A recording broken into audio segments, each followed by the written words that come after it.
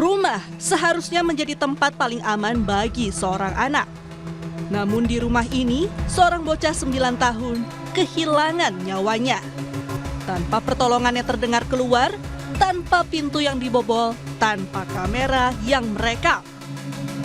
Dan hingga hari ini, pembunuhnya masih jadi misteri. Polisi belum menetapkan tersangka dalam kasus tewasnya bocah laki-laki berusia 9 tahun, putra seorang politisi Partai Keadilan Sejahtera. Polisi menyebut kematian korban diduga akibat pembunuhan. Dalam proses penyelidikan, berbagai temuan di lokasi kejadian membuat kasus ini belum terungkap. Rumah mewah ini terletak di kawasan tenang di Cilegon, Banten yang dikelilingi pagar tinggi dan akses terbatas. Polisi menyatakan tidak ada tanda-tanda perampokan dan tidak ada satupun barang yang hilang. Sehingga sebuah pertanyaan muncul, siapa yang masuk ke dalam rumah ini? Hasil visum awal, korban ditemukan meninggal dunia dengan kondisi penuh luka akibat kekerasan. Artinya ada niat, ada tindakan, dan ada pelaku. Pemeriksaan saksi, olah TKP, dan analisis tajam terus dilakukan polisi dalam proses penyelidikan. Termasuk mengungkap satu fakta kunci yang jadi kendala dalam kasus ini, yaitu kamera pengawas di dalam rumah tidak berfungsi. Lebih mengejutkan lagi, kerusakan CCTV terjadi 2 minggu sebelum peristiwa. Jadi pada saat kejadian itu hanya ada 2 orang, antara adik yaitu korbannya bersama kakaknya.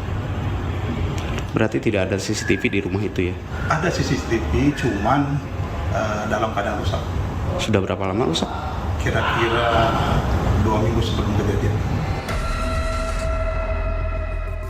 Padahal 2 minggu cukup untuk memperbaiki dan cukup untuk menyadari apakah ini sekadar kebetulan atau ada yang memanfaatkan ketiadaan pengawasan. Peristiwa ini menjadi tanda tanya besar bagi banyak pihak termasuk warga sekitar. Lantaran ayah korban yang merupakan politisi PKS dikenal ramah dan sering berinteraksi dengan warga. Petugas keamanan sekitar mendapat informasi bahwa asisten rumah tangga di rumah tersebut sudah pulang saat siang hari atau sebelum kejadian. Sering nongkrong, bapaknya itu sering nongkrong ke sini itu. Kadang-kadang keluar beliin kopi, gula di sini. Untuk pembantu sendiri pernah tahu nggak Pak pulangnya jam berapa gitu? Katanya itu pembantunya ada yang pulang jam 11, yang satu katanya orang itu ya. Itu ada yang satunya jam 2 gitu. Rumah besar dengan penghuni terbatas dan tanpa pengawas harian. Apakah kondisi ini membuat korban lebih rentan? Polisi menyatakan proses penyelidikan masih terus berjalan. Barang bukti terus diusut dan sudah 8 saksi terus diperiksa. Soal CCTV, polisi bilang tidak jadi hal utama dalam proses penyelidikan untuk mengungkap kasus dugaan pembunuhan ini. Itu harus kita kaitkan antara pola waktu, pola tempat, dan pola sasaran. Jadi harus membutuhkan analisa yang memang matang. Meskipun CCTV itu mati di dalam rumah, tapi kami insya Allah bisa berupaya maksimal dalam masalah perkara ini. Menurut kriminolog Universitas Indonesia Hanifah Hasna, kasus dengan ciri rumah tertutup tanpa jejak paksaan memiliki pola tertentu. Pelaku diduga mengenal lingkungan dan tidak meninggalkan jejak terbuka. Karena rumah hanya bisa diakses oleh orang-orang tertentu dan tidak ada tanda perusakan, sehingga pelaku sangat mungkin berasal dari orang-orang dari lingkaran yang paling dekat dengan korban. Dan dia pasti memiliki akses, memiliki kepercayaan tertentu atau pengetahuan tentang rumah dan rutinitas penghuninya. Jadi ini menyangkut orang-orang yang dikenal korban atau keluarga, atau pihak-pihak yang pernah memiliki akses sebelumnya.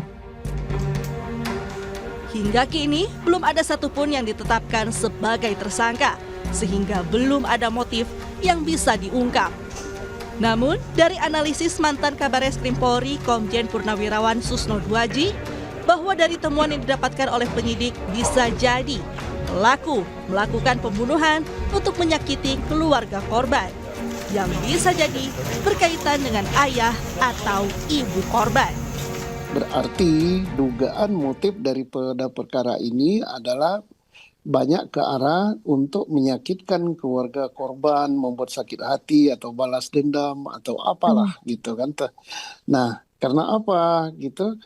Tidak ada barang yang hilang. Nah, sekarang kita mencurigai bahwa orang yang dekat yang masuk ke sana karena rumah itu sangat aman gitu, sangat tertutup. Ya, bisa jadi rumah yang dianggap sangat aman kemudian tertutup dari pagar, tertutup di komplek, itu si pemilik rumah abai gitu, tidak mengunci rumahnya gitu. Orang bisa masuk dengan lompat pagar dan sebagainya, atau justru mungkin pintu gerbang depannya tidak dikunci. Jadi tidak boleh kita langsung mengatakan, mengambil kesimpulan ini orang yang berada di dalam rumah para pelakunya. Bisa yang di luar rumah gitu.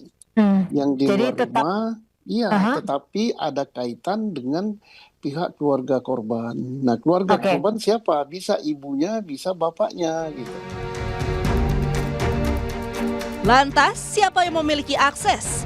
Siapa yang tahu CCTV mati? Siapa yang ada dan siapa yang tidak ada saat itu? Hingga jawaban itu datang, rumah ini akan terus menyimpan rahasia. Tim Liputan Kompas TV.